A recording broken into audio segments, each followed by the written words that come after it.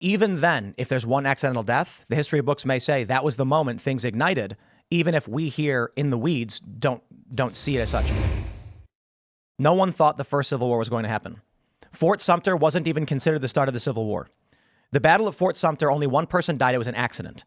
After that battle happened, the history books have declared the Civil War hath begun. Except the people of the United States still didn't believe it. And so when it came to the first Battle of Bull Run, they were picnicking.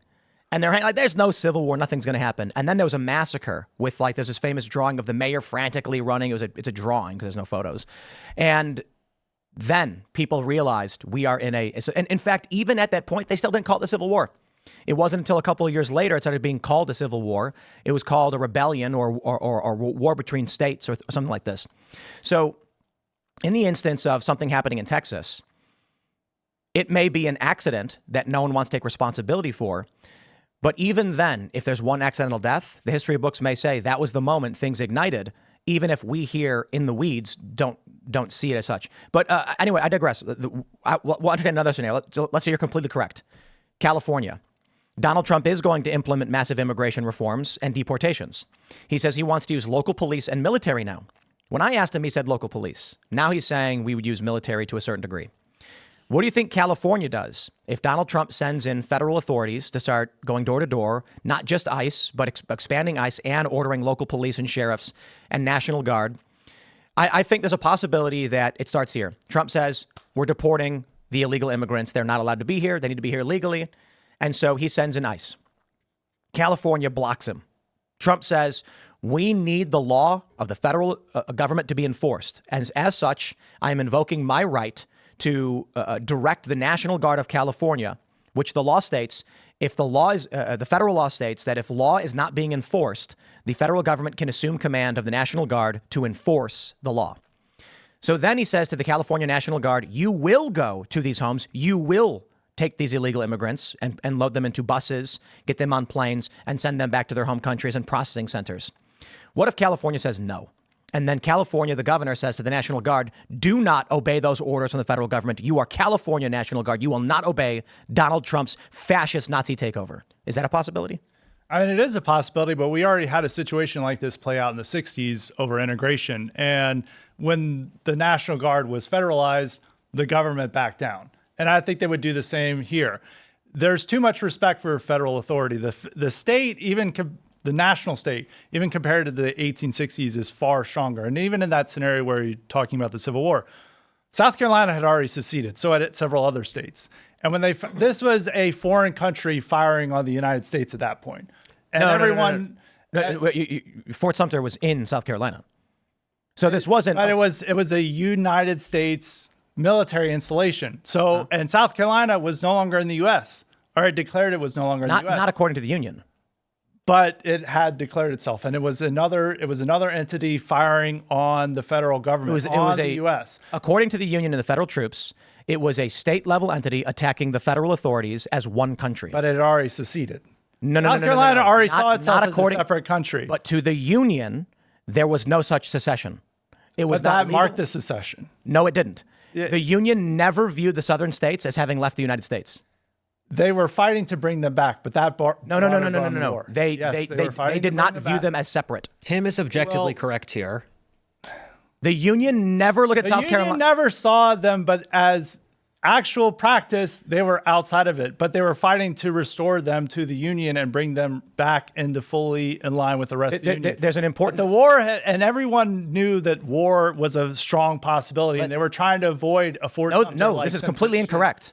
Let me interject. Nobody knew saw that the war was going to happen when they started seceding. That's why they were picnicking at Bull Run. They were picnicking because they thought there would only be one battle, and they weren't. That's not true. Yes, it was. They were not. When war happened, they thought that war.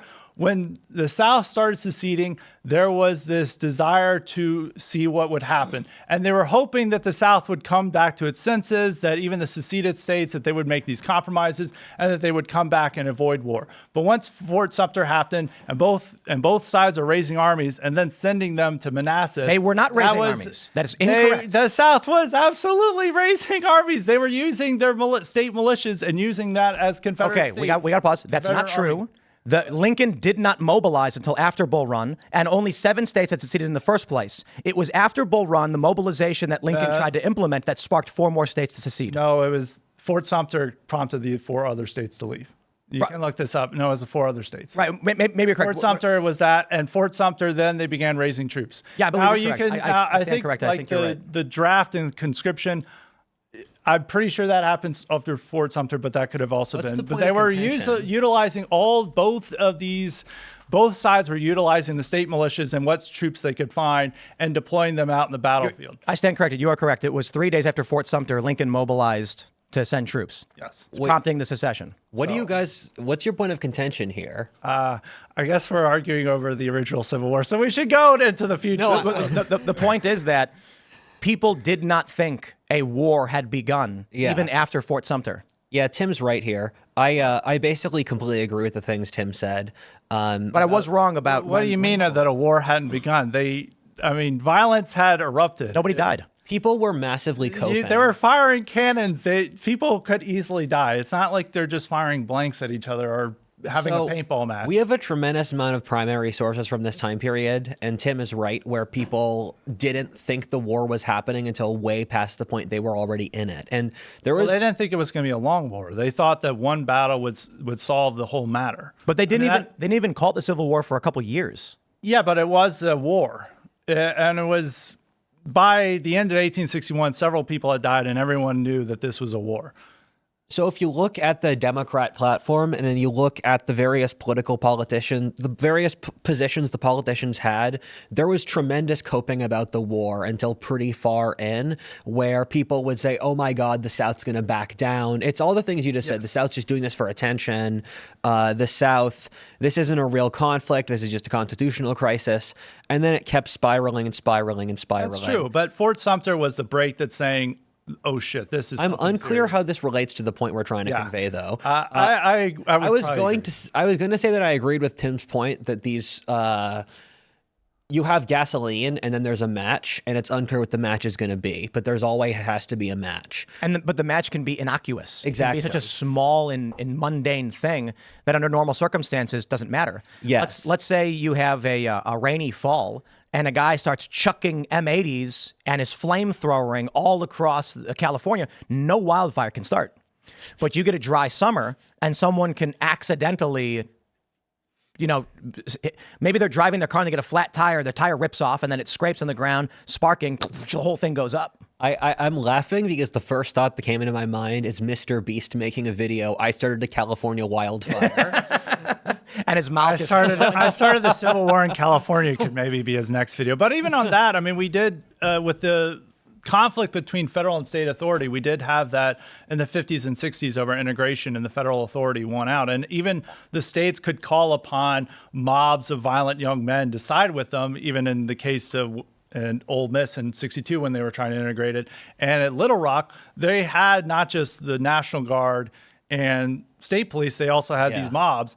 And I don't think California would have, the type of imposing mobs they had in Ole Miss and Little Rock aren't going to be the middle-aged cat ladies who are going to come out to prevent people from enforcing a federal immigration law. So we'll pause here and I'll say, it's interesting to entertain the similarities between 1860, and technically you'd go back through Bleeding Kansas, and you'd even go back to 1820 when they were already discussing civil war. In fact, there was already contention during the signing of the Declaration of Independence over slavery. You look at that, and what you have is sovereign states with a weak federal union, and when they decided the federal union was going to go up against the states, what was stronger, that is not typical of any civil war ever.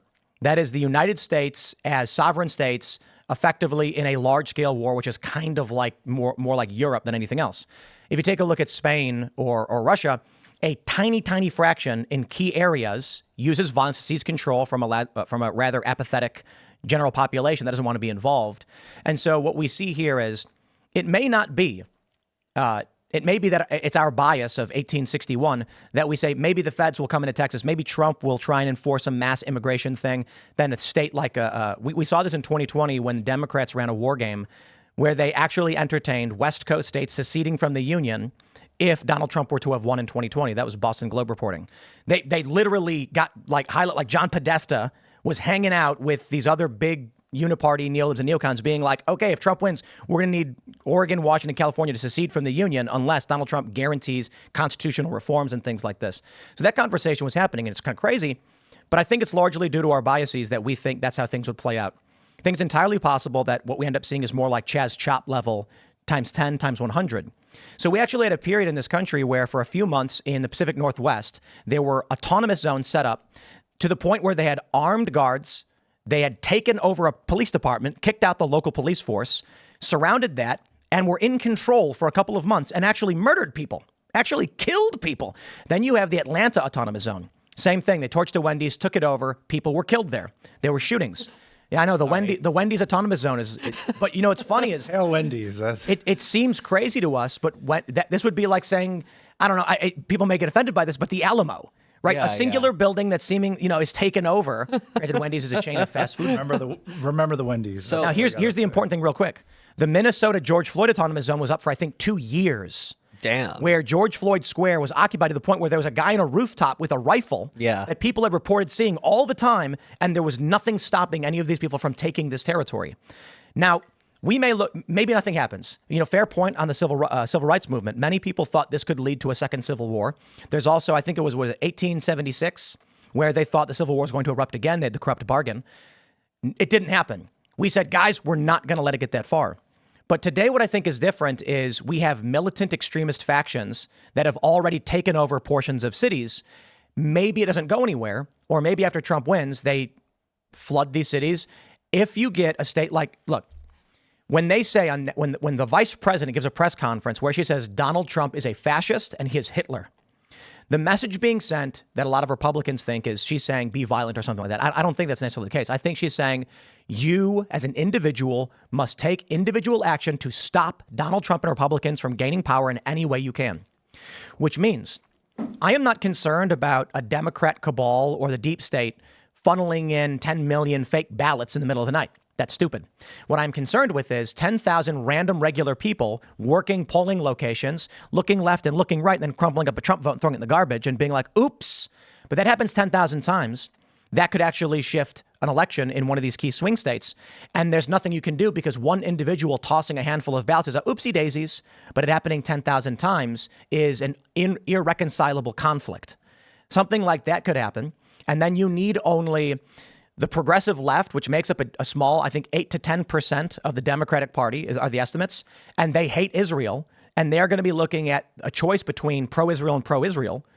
They might say, Donald Trump, okay, that's it, we're out. We're autonomous zoning. And then you get urban level conflict, which is a civil strife period, perhaps.